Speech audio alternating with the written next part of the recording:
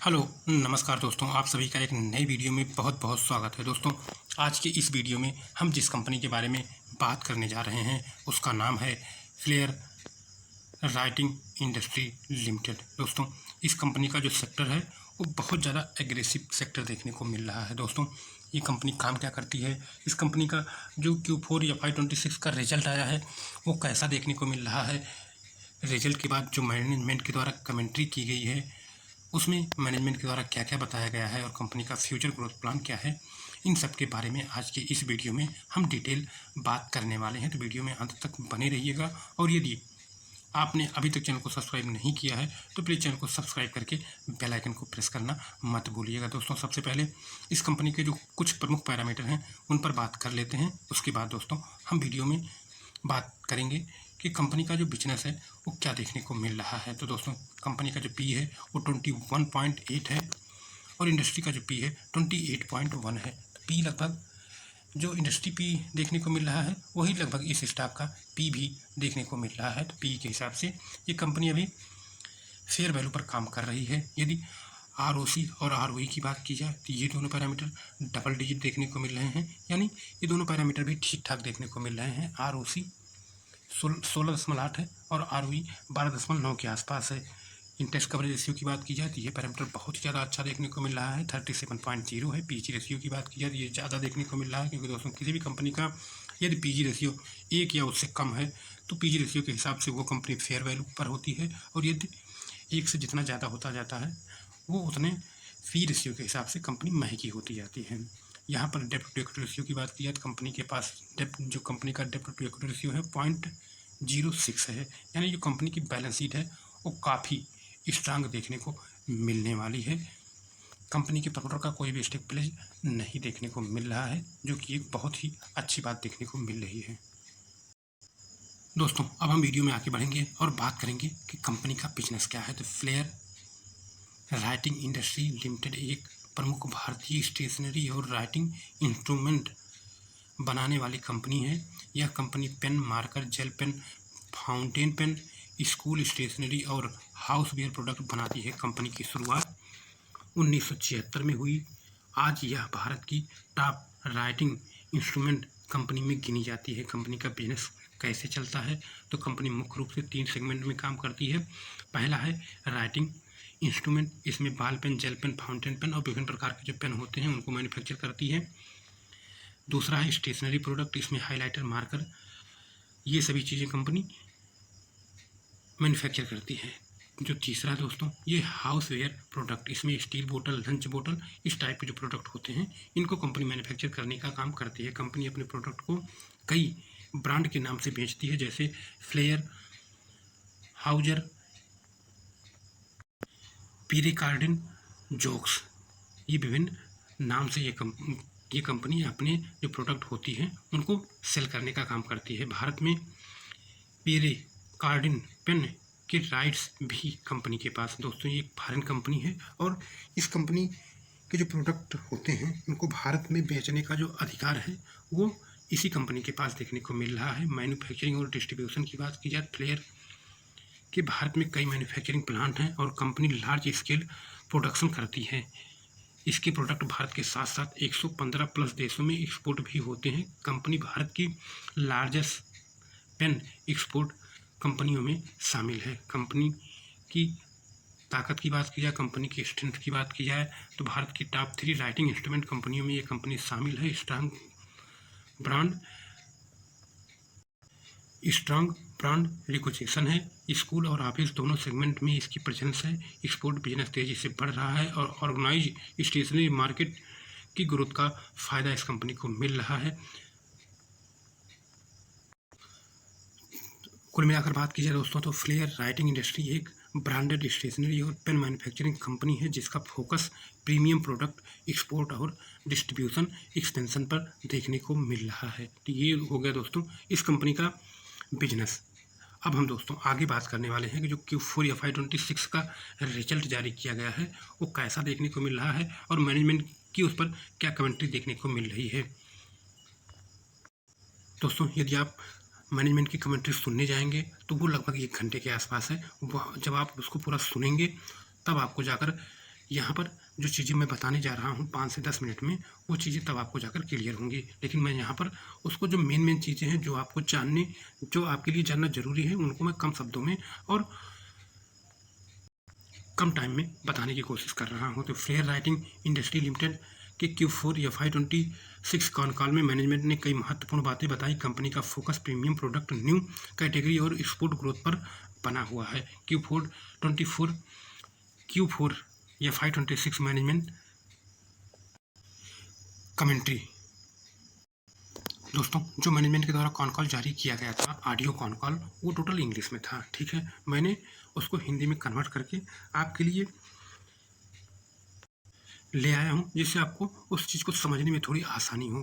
तो यहाँ पर मैनेजमेंट के द्वारा बताया गया है Q4 FY26 में कंपनी का रेवेन्यू लगभग 7 से 8% ईयर बाई ईयर बढ़ा है, जो कि पहुँच चुका है 320 से 332 करोड़। पैट करीब 18 से 19% बढ़कर 36 से 37 करोड़ पहुंचा है। ईबीटा मार्जिन भी बढ़कर लगभग 17.8% रहा है। तो दोस्तों, यहाँ पर आप देख सकते हैं कि कंपनी की इनकम में तो सिंगल डिजिट ग्रोथ देखने को मिल रही है, लेकिन ये दोस्तों पैट की बात की जाए तो यहाँ पर एक अच्छी डबल डिजिट ग्रोथ देखने को मिल रही है। मैनेजमेंट ने बताया कि premium pen, creative product, houseware segment में मजबूत डिमांड देखने को मिली है। खासकर क्रिएटिव कैटेगरी और स्टील बोतल हाउसवेयर बिजनेस में शानदार ग्रोथ दी है। कंपनी अब केवल पेन बिजनेस पर डिपेंडेंट नहीं रहना चाहती। मैनेजमेंट डाइवर्सिफाइड प्रोडक्ट पोर्टफोलियो बनाने पर जोर दे रहा है ताकि फ्यूचर ग्रोथ ज़्यादा स्टेबल रहे। एक्सपोर्ट बिजनेस लगातार मजबूत हो रहा है। मैनेजमेंट आने वाले वर्षों में इंटरनेशनल मार्केट शेयर बढ़ाने पर काम कर रहा है। डिस्ट्रीब्यूशन नेटवर्क को और मजबूत किया जा रहा है। Tier 2 और Tier 3 सिटी में कंपनी अपनी रीच बढ़ा रही है। मैनेजमेंट के अनुसार ऑर्गेनाइज स्टेशनरी मार्केट तेजी से बढ़ रहा है, क्योंकि कस्टमर ब्रांडेड प्रोडक्ट की तरफ शिफ्ट हो रहे हैं। इससे फ्लेयर को लॉन्ग टर्म फायदा मिल सकता है। कंपनी इनोवेशन पर लगातार इन्वेस्टमेंट कर रही है। हर साल नए पेन मॉडल, आर्ट प्रोडक्ट और स्टूडेंट स्टेशनरी प्रोडक्ट लॉन्च किए जा रहे हैं। IPO प्रोसीड का उपयोग बालसेल मैन्युफैक्चरिंग यूनिट कैपेक्स डेप्ट रीपेमेंट में लगभग पूरा हो चुका है। तो यहाँ पर दोस्तों, जो IPO से कंपनी को पैसा मिला है, उसको नई मैन्युफैक्चरिंग यूनिट स्थापित करने में, कैपेक्स करने में और जो कंपनी का डेप्ट था उसको रीपेमेंट करने में किया जा चुका है। और जैसा कि आपने अभी वीडियो की स्टार्टिंग में देखा, कंपनी का जो डेप्ट इक्विटी रेशियो है बहुत ही कम देखने को मिल रहा है। मैनेजमेंट ने FY27 के लिए ग्रोथ आउटलुक पॉजिटिव बताया है और मार्जिन इंप्रूवमेंट जारी रहने की उम्मीद जताई है। दोस्तों, कंपनी का जो इनकम घटा है उसके पीछे क्या रीजन रहा है? Q4 FY26 में रेवेन्यू ग्रोथ अपेक्षाकृत कम होने का मुख्य कारण मास मार्केट पेन सेगमेंट में कमजोर डिमांड, कुछ एक्सपोर्ट ऑर्डर का अगले क्वार्टर में शिफ्ट होना तथा उपभोक्ताओं की सावधानीपूर्ण स्पेंडिंग रही है, क्योंकि बहुत तेज़ी से महंगाई बढ़ी है। और जो भी ईरान और अमेरिका के बीच जो भी युद्ध चल रहा है, उन सबको देखते हुए लोगों ने जो खर्च है उसको बहुत सावधानीपूर्वक किया है, जिसके कारण यहाँ पर इसके इनकम में ग्रोथ, उतनी बड़ी ग्रोथ देखने को नहीं मिल रही है जितनी बड़ी ग्रोथ इसके पैट में देखने को मिल रही है। हालांकि प्रीमियम पेन, क्रिएटिव प्रोडक्ट और हाउसवेयर कैटेगरी में अच्छी ग्रोथ ने ओवरऑल रेवेन्यू को सपोर्ट किया और प्रॉफिटेबिलिटी बेहतर रही। दोस्तों, यदि कंपनी की P&L की बात की जाए तो मार्च 2017 में कंपनी की इनकम 419 थी। उसके बाद मार्च 2018 में बढ़कर 537 हुई। मार्च 21 में इनकम घटी क्योंकि कोविड का समय था।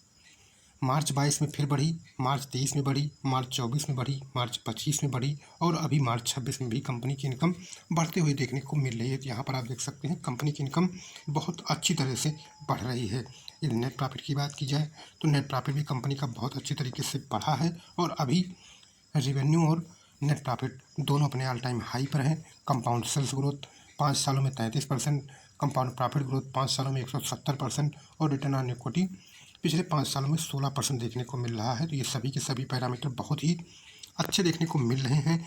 रिजर्व की बात की जाए, कंपनी के बैलेंस शीट की बात की जाए तो कंपनी के पास जो रिजर्व है वो 1089 करोड़ का रिजर्व देखने को मिल रहा है और उसके सापेक्ष बोरिंग सिर्फ 66 करोड़ के आसपास देखने को मिल रही है। यानी कंपनी की जो बैलेंस शीट है वो काफ़ी स्ट्रांग देखने को मिल रही है। शेयर होल्डिंग पैटर्न की बात की जाए तो प्रमोटर के पास 78.59% का स्टेक है। आने वाले समय में दोस्तों यहाँ पर प्रमोटर अपना स्टेक घटा सकते हैं। उसके पीछे रीज़न क्या है कि कोई भी कंपनी जब लिस्ट होती है तब दोस्तों 3 साल के अंदर प्रमोटर जो होते हैं उनको अपना स्टेक 75% या उससे कम करना पड़ता है। तो यहाँ पर अभी प्रमोटर के पास 78.59% का स्टेक है। तो यहाँ पर लगभग 3.25% के आसपास स्टेक प्रमोटर को कम करना पड़ेगा। अब वो कितना कम करते हैं ये तो दोस्तों जब कम करेंगे तब पता लगेगा। एफआई के स्टेक 0.30% लास्ट क्वार्टर में भी सेम देखने को मिला था। डीआई ने यहाँ पर बाइंग की है। एक क्वार्टर पहले उनका स्टेक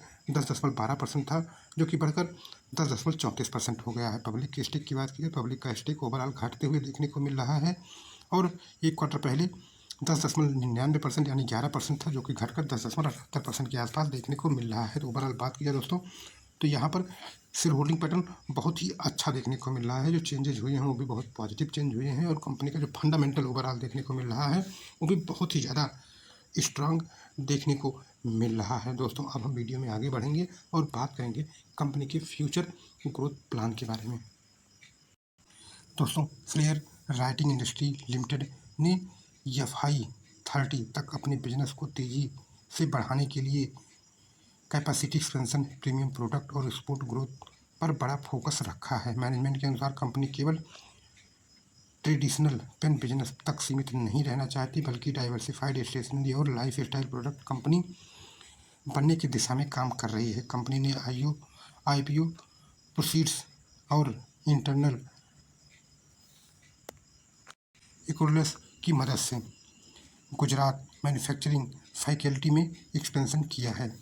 यहाँ पर IPO से जो पैसा मिला था उसके बाद जो कंपनी को प्रॉफिट होता है उनकी मदद से गुजरात की मैन्युफैक्चरिंग फैकल्टी में एक्सपेंशन किया है। इस यूनिट में automated product line, moulding capacity और इंक मैन्युफैक्चरिंग कैपेबिलिटी बढ़ाई जा रही है ताकि फ्यूचर डिमांड को इफिशिएंटली पूरा किया जा सके। मैनेजमेंट का लक्ष्य प्रोडक्शन इफिशिएंसी बढ़ाने, ऑपरेटिंग कॉस्ट कम करने का। FY30 तक Flair premium pen, creative stationery, school product और हाउसवेयर कैटेगरी में अपनी मैन्युफैक्चरिंग कैपेबिलिटी लगातार बढ़ाएगी। खासकर कैप्टिव प्रोडक्ट सेगमेंट जैसे मार्कर हाइलाइटर, आर्ट मटेरियल और स्टूडेंट स्टेशनरी में कंपनी बड़ी अपॉर्चुनिटी देख रही है क्योंकि भारत में ऑर्गेनाइज स्टेशनरी मार्केट तेज़ी से बढ़ रहा है। एक्सपोर्ट बिजनेस भी फ्यूचर ग्रोथ का महत्वपूर्ण हिस्सा रहेगा। कंपनी 115 देशों में मौजूद है और आने वाले वर्षों में इंटरनेशनल डिस्ट्रीब्यूशन नेटवर्क को और मजबूत करने की योजना बना रही है। मैनेजमेंट का मानना है कि ग्लोबल ब्रांडेड पेन मार्केट में इंडियन मैन्युफैक्चरिंग कैपेटिवनेस फ्लेयर को फ़ायदा दे सकती है। ऑटोमेशन और बैकवर्ड इंटीग्रेशन पर भी कंपनी काम कर रही है। Plastic moulding, tip manufacturing, ink production जैसी कैपेबिलिटी इन हाउस बढ़ाने से मार्जिन इंप्रूव करने में मदद मिलेगी। साथ ही कंपनी नए प्रीमियम प्रोडक्ट लॉन्च करके एवरेज रियलाइजेशन बढ़ाने पर फोकस कर रही है। डिस्ट्रीब्यूशन एक्सपेंशन भी 2030 स्ट्रेटजी का महत्वपूर्ण हिस्सा है। Tier 2, Tier 3 सिटी में डीपर पेंट्रेशन तथा मॉडर्न ट्रेड और ई-कॉमर्स चैनल में ग्रोथ से डिमांड बढ़ाने की योजना है। कुल मिलाकर फ्लेयर राइटिंग इंडस्ट्री FY30 तक capacity expansion, premiumisation, export, production diversification के जरिए स्टेबल डबल डिजिट ग्रोथ हासिल करने का लक्ष्य लेकर चल रही है। तो दोस्तों कंपनी का फंडामेंटल तो हमने पहले देखा था जो कि बहुत ही अच्छा देखने को मिल रहा था और जो कंपनी का फ्यूचर ग्रोथ प्लान है वो भी काफ़ी पॉजिटिव और अग्रेसिव देखने को मिल रहा है। तो दोस्तों ये कंपनी लॉन्ग टर्म के हिसाब से एक अच्छी कंपनी देखने को मिल रही है। तो दोस्तों आज के इस वीडियो में इतना ही। यदि वीडियो इन्फॉर्मेटिव लगा हो तो वीडियो को लाइक करके चैनल को सब्सक्राइब करना और वीडियो को शेयर करना मत भूलिएगा। तो दोस्तों आज के इस वीडियो में इतना ही। मिलते हैं नेक्स्ट वीडियो में, तब तक के लिए बाय।